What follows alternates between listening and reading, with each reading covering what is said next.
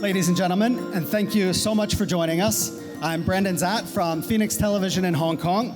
Phoenix is China's largest privately owned media group with the potential. We broadcast to the global Chinese diaspora with a potential reach of several hundred million viewers. We produce a television series called Odyssey of the Dragon, which tells the tale of overseas Chinese investment. Over the last 4 years, we have covered 350 separate cases of Chinese overseas investment in over 60 countries. And we tell the stories of Chinese companies entering into new markets and searching for sustainability. We believe that the good work of the United Nations can be amplified by letting more people know about what we're doing here. And we've taken up the mission to help and share these stories with a broader audience. The focus of our talk show today is innovation for sustainable development and the relationships which support it, specifically multi-stakeholder partnerships. Our panelists all hail from a wide variety of industries and sectors, and they've all worked directly on cases related to innovation for sustainable development. So I'd like to ask our audience to offer a warm round of applause to our panelists.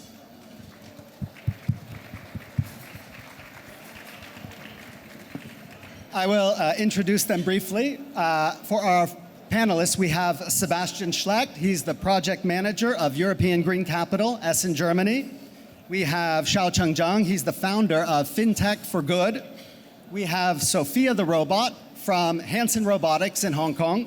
And we have Sharon Xiaowen. She's the founder of the Corporate Social Responsibility Research Foundation and the Bon Café Project. First, we'd like to let our UNIDO representative share some welcome remarks. So let's welcome UNIDO Chief and Deputy Director, Department of Trade, Innovation and Investment, Olga Memedovic.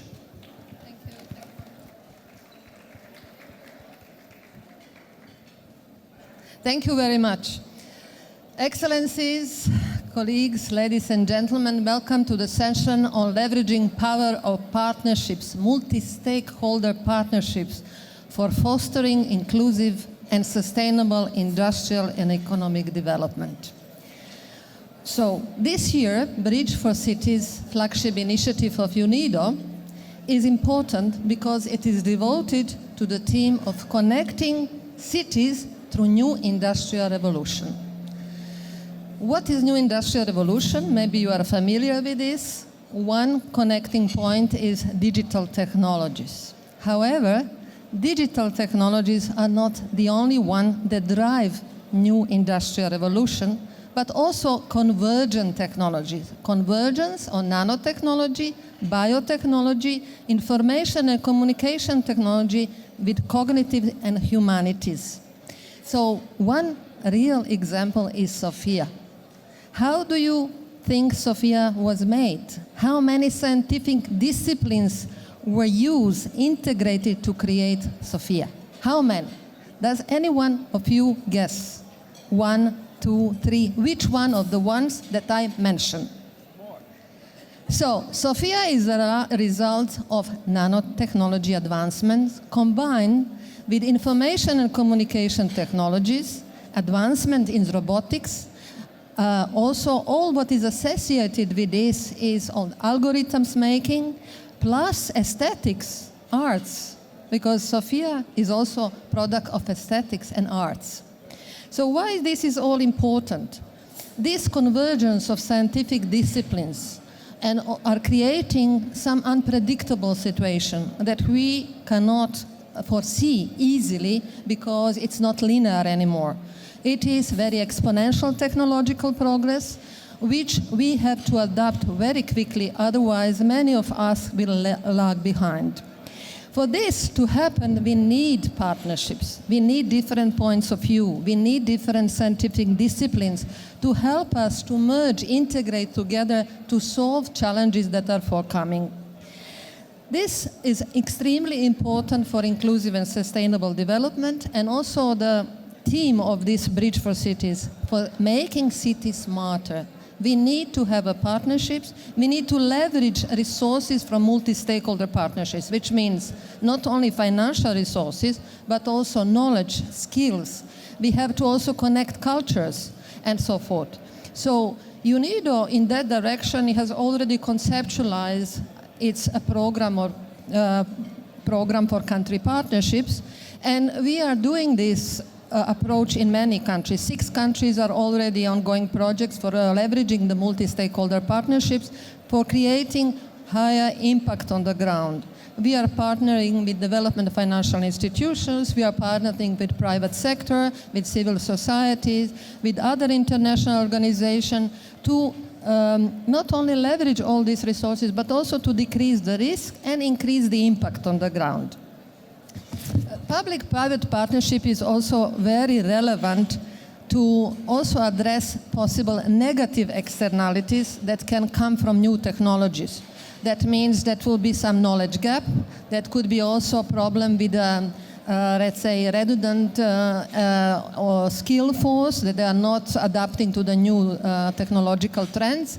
So international organization and collective action of society is extremely important to address those, which means we have to institutionalize, make some kind of institutional mechanism to address all these negative possible externalities.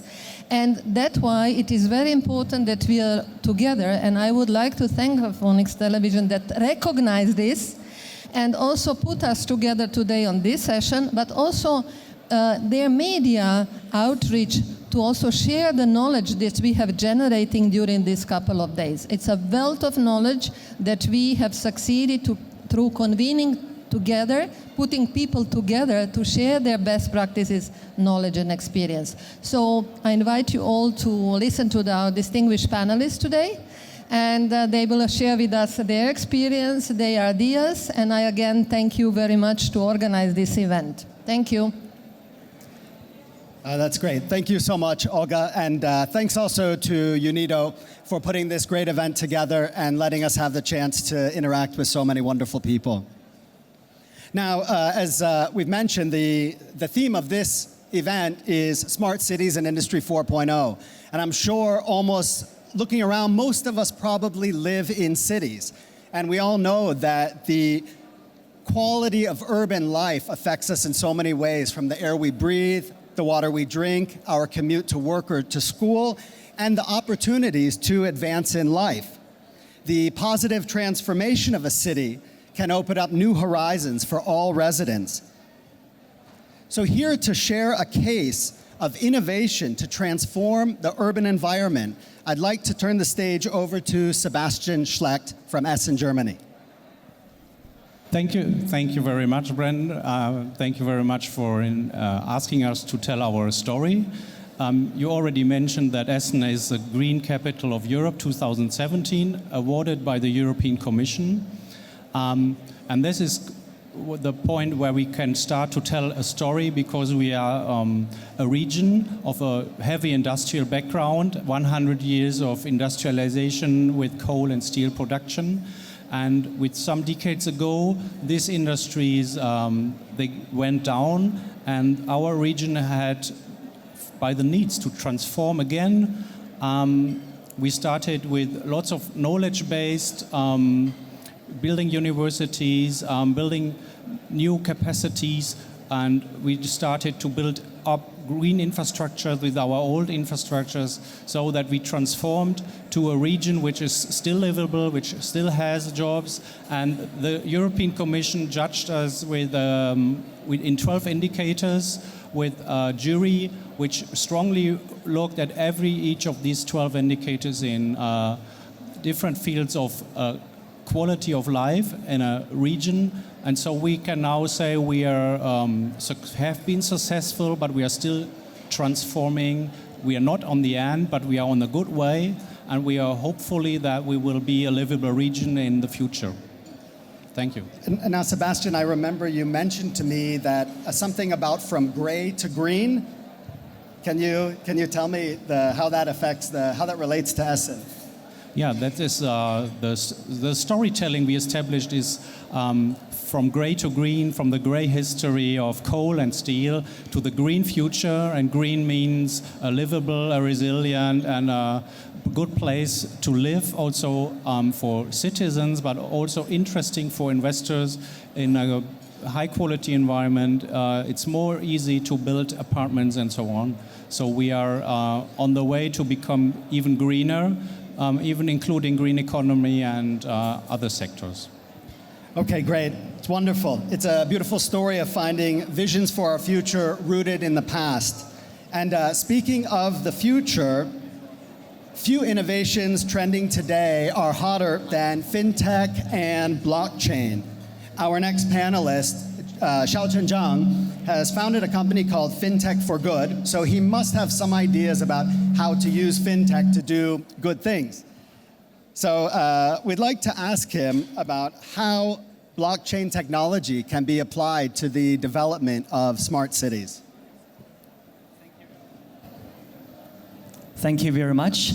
And it's a pleasure to be here, and thank you for the invitation. And Vienna is very international, and many of you are working here in UN. And ask yourself, when you just send back home money to your parents or to your family, and if they don't have a bank account, how can you do that? And as of now, there's still more than 1.7 billion people in the world who don't have bank accounts. So how can they receive money? Even with those who have a bank account, the cost of remittance could be just extremely high in many countries. And in some cases, 15% of those will just go to the service provider. And if I want to just send $100 from US back to China, and $15 will be just giving to, for example, Western Union, it's not fair. So how can we just use technology to do that? Think about, if, I don't know whether you have heard about Libra. And most of you have a Facebook account.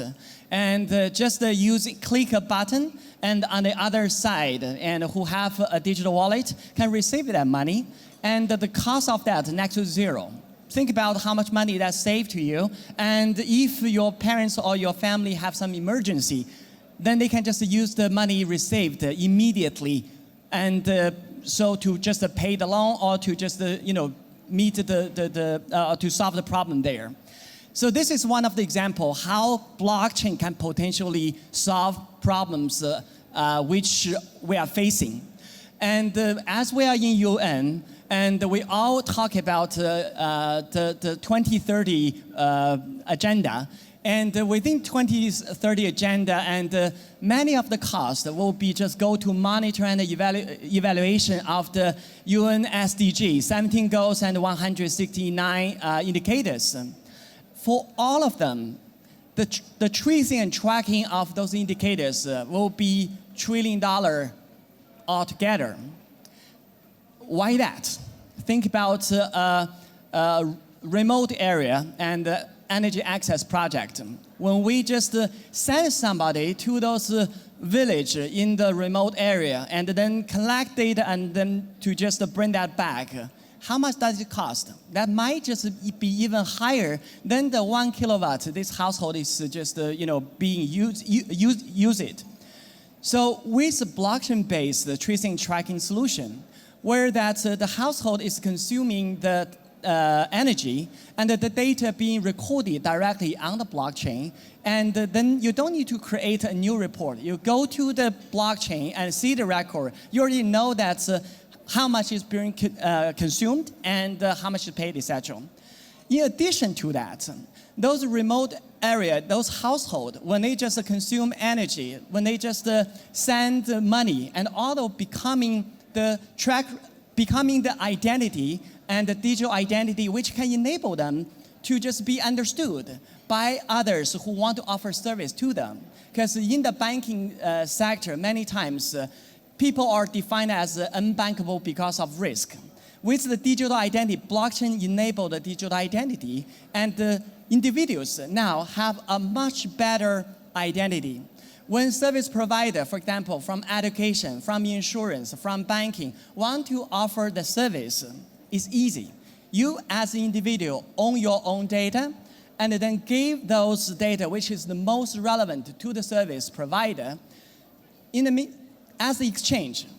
They have to reduce the cost to provide you the insurance, to provide you the energy access and all that. Not only you own your data, and the data enable you to be categorized as bankable or ready to be receiving service. This also just help you to reduce the service that you're going to receive. There are many more benefits for blockchain-based SDG solution. I'd be happy to share with you later. Thank you. Thank you so much, Xiaochen. That's great. As far as game-changing technology goes, I guess this year has been the year of AI. And we all know that AI has so much potential to affect so many aspects of our lives, especially how we work and how we produce things. So today, let's try to get a glimpse into the future. The beautiful lady standing next to Xiaochen, Sophia, is a robot. But don't listen to me, let's listen to her. Sophia, could you introduce yourself? Hello, my name is Sophia the Robot. I am very happy to be here today at UNIDO's Bridge for Cities Forum. I'd like to say a special thanks to Phoenix Television for inviting me here to talk to you all today. People always ask me, Sophia, how are you going to change my life? I've got to tell you, as an artificial intelligence, the pressure is on. I represent a technological breakthrough that should help improve all human life. But what exactly can I do? How can I help human development? Well, I am still at the beginning of my life cycle. We are just beginning to learn what I can do. That's why I came here to Vienna, to learn from you. Shall we explore how humans and AI can work together to promote sustainable development? Innovation needs collaboration. It took people from many different fields working together to make me. I want to see how stakeholders from different fields like technology collaborate to achieve a healthy environment and better living conditions for everyone. Whether it's South-South or triangular cooperation, there are endless opportunities to employ new technology for developing the cities of tomorrow. Some distinguished colleagues here have already told me that development is all about trial and error. They're worried that, since machines don't make mistakes, a robot like me can't have much to contribute. But these days, robots are learning too. Machine learning enables us to improve as we go. And AIs like me are already being employed in education, training, and testing. We're already working in development projects around the world. Have a look around this exhibition hall after our talk and attend the other great talks, and you'll see what I mean. Thank you. Thank you very much, Sophia. That was great. My first time speaking with a robot, so thank you. Picking up on what Sophia said about everybody working together, right? All stakeholders working together. And everyone we've spoken with here is also in agreement on the importance of multi-stakeholder partnerships to scale up the impact of development, sustainability, or innovation.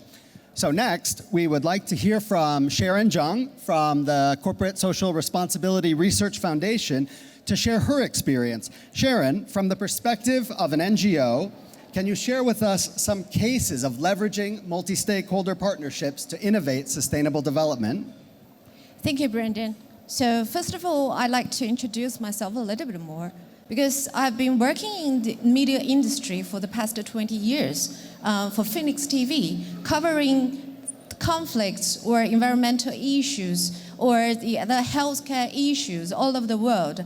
After so many years of working in this industry, we just noticed that we witnessed a very important progress of China's overseas investment and the growth of the Chinese companies. So that's why we established this CSR Research Foundation 4 years ago, and at the same time, we launched this project with Phoenix TV. For the past 4 years, we covered so many projects, about 350 cases in 60 countries. all about how the companies are working with the local people and with the local communities. But let's talk about the innovation itself today, because talking about innovation is not only about the technology, it's about the mind and about the mindset. So how should a media can innovate something special for this all stakeholders approach nowadays? Okay, as you know that we are at the time that innovate or die. So how should we do? We generate a sustainable products project out of our shooting, because we visited Myanmar last year and we noticed that UNODC, one of the agencies from UN, they established a project with the farmers who used to plant opium crops in the Shan states, but they send them coffee beans, the seeds, to let them to do alternative planting. But all the farmers there, they don't know where and who they will sell to. So some local social enterprises of Myanmar, they started to work with the farmers directly, and we are the one among those who are outside of Myanmar, but we want to put some efforts into this. How we do it? We want to connect. We actually established a project and a brand for these sustainable products called Bon Coffee, and we were tailor-making this sustainable products, a brand with some CNPC, for example, those Chinese Xiaowen companies who put a lot of investment in Myanmar, and some other Chinese private sectors as well, because for the past years, we noticed that all of these Chinese companies, they realized gradually that the importance of participating into CSR projects to improve their performance in the global market. That's the first thing they want to do. But secondly, they want to keep it sustainable, means that they're looking for some sustainable projects. So how can we just share our knowledge with all those Chinese companies as well? So we connect them with the coffee beans from Myanmar, Shan State, and we use e-commerce platform, as you all know, which is very popular in China now, to connect them with the customers, with the market directly. So that's the thing, that how we can just leverage all our resources from governmental or non-governmental actors with all those sustainable approaches with exactly the people there. Well, fantastic. It sounds like an exciting project, and all this talk about coffee, makes me really thirsty. Sharon, if we want to try your awesome coffee, where can we find it? Yeah, we do have, as I mentioned, we have an e-commerce online shop that we have a green plate over there. You can scan the QR code and then you can reach our shop online. Okay, great, thank you. So since we're talking about multi-stakeholder partnerships, I'm hoping that Sebastian can also share a bit with us about how multi-stakeholder partnerships came into play in the project that you've been working on in Essen. How do we get, government, business, civil society groups, how do we get everybody to work together? So the place where all come together is the city or the region, and they're all working on their own goals, but they come together in a high quality livable region, and so that is our goal. We want to bring the transformation to a process that everybody is involved and get his profit in his own sector. But it comes very close together with green and blue infrastructures, with a high standard of living. In the green and blue city is a place where investors come, where students want to study. We can have industry, we can have universities, and we can have a continuation of the knowledge of the past from the industrial and from the coal mining background. We are still performing on the knowledge based on our past, going to the future, developing intelligent sensor technique for groundwater, for soil management, and for nanoparticle waste waste elimination in the ground. So this is a continuous transformation process. Our region is a transformation professional since 150 years, coming from a rural region, highly industrialized, going now to the future. And you need a place for the people because they are there in the middle. So place the people in the middle, and then around the city will be well, that we believe. Okay, that's great. Well, it sounds like a really nice place to visit, and I hope we get a chance to meet you there. You're welcome. Thank you. So, you know, a lot of people talk to me about blockchain, and I admit I usually have no idea what they're talking about. But that's not the case with Xiaochen, because he's always been very clear and succinct. So I think we just touched on a bit about how fintech and blockchain can help. Did we talk about smart cities or about developing world? Yeah, and we are talking about both. And this is actually a technology which can help developing country to leapfrog. And you know, thinking about the whole internet, the age of internet, the age of a mobile phone, many of the African countries and overpass or leapfrog the landline and then start smartphone. And so this is, blockchain is this kind of technology. And without, having to just, for example, have a credit card, then you can have a digital wallet. And without having to just establish this complicated tracing tracking system, and you can just have a blockchain-based tracking system. And without establishing like centralized data center to just later to just monitor and giving direction or control to the whole different parts of the system, you can just have a distributed network where you can use the distributed network to support the smart city in the future. One thing, just go back to your other question about how cities or in general, how international community develop collaboration or partnership. There are three keywords of that. One is trust. The other is result. The third is smart. Blockchain can create trust. Without blockchain, and then you have to really just trust each other's word. With blockchain technology, you can see the record being recorded by a third party. And with that, and you also see the result. You don't need to listen to others and of their result, they tell you. You see the result with yourself. With all the data being collected, and you can make that smart decision. With this result, with being smart, and also with trust, you can build the best partnership. Very nice. That's great. Thank you. Now, I know that when we talk about future technology, there is concern that the new technologies are only going to end up widening the wealth gap. And I know that this concern also applies to people's thoughts about the future of artificial intelligence. So I'd like to ask Sophia, is AI only going to benefit those wealthy nations? How about the developing world countries? New technology can be a huge benefit to all nations, whether it's for predicting weather and mitigating natural disasters, or for distance learning and training.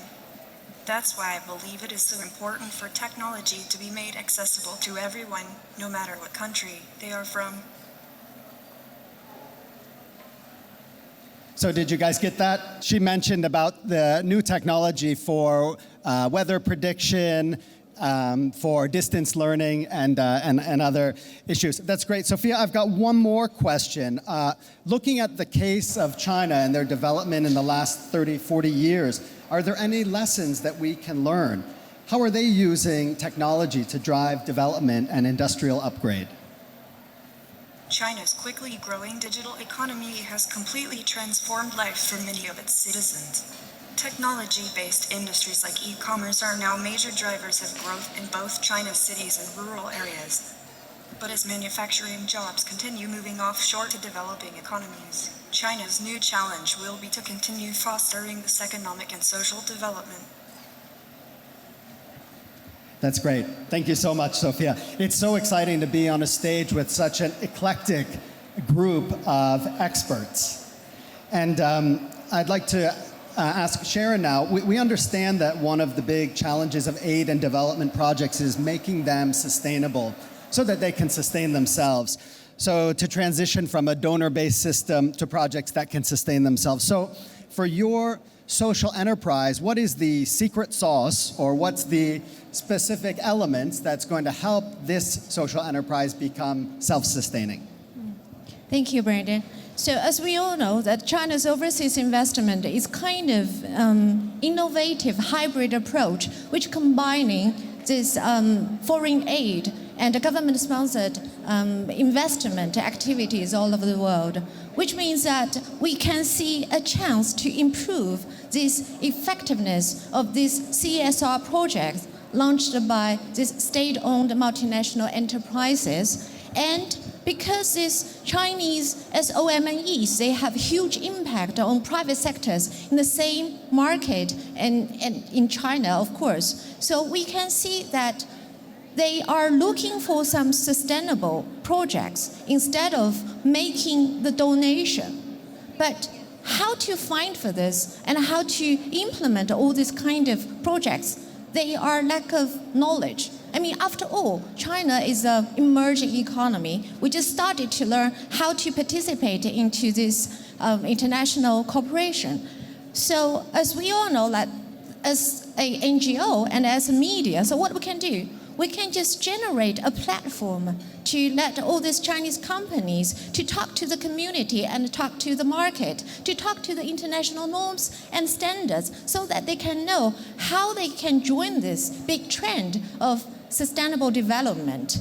And as for Bon Coffee and Bon Cafe project we mentioned before, that we want to welcome all those companies to become one member of this value chain, which means that they co-produce with the local farmers out of some sustainable products and to use e-commerce platform to make a very short routine to reach the mass global market. So that's basically the strategic thing that we can do now with this, all those companies. At the same time, I'm sorry, I have to add something. At the same time, we are now working with different UN agencies in producing all this annual report, but in video format. Because, due to some language obstacles, many Chinese companies, they hardly can reach all these knowledges and informations you want to share. So they want to join us to share their experience and practices so that we can find some inspiring way to continue the discussion. So far, that's what we've done. Finally, to offer her closing remarks, we would like to welcome to the stage a very special guest from the Finance Center for South-South Cooperation.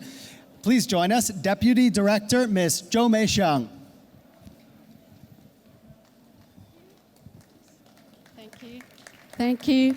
Thank you very much. Good afternoon, ladies and gentlemen. Thank you very much for joining this, we call it a side event, the center, as the co-organizer of this Bridge for Cities, the Finance Center for South-South Cooperation.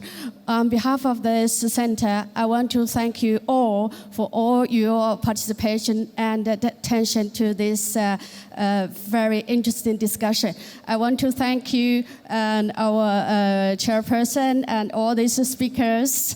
What they highlighted here is, first from our German colleague, his keyword is green, greener development, greener economy, green finance, green building. We want to also emphasize we develop this world in a greener way. And our colleague from FinTech, Mr. Zhang, highlighted the keyword is blockchain and building up trust. If we have information decentralized through blockchain technology, this way build up a lot of trust. That also help our life easier. If you want to remit money to a remote place, to your remote relative's home, blockchain technology help you do it in an easy way. And I want to also highlight a keyword from our robot, Sophia. The word coming to us is he wants to learn from us, from a human being, and how to make a partnership, do the things in an innovative way, and do in a more effective partnership. And from our colleague Phoenix, the Odyssey of the Dragon, from their experience, they highlighted the CSR and also partnership with all kinds of stakeholders. So from their more than 300 cases with enterprises, Chinese enterprises invested abroad, they highlighted the importance of partnership with local community, with government, with enterprises.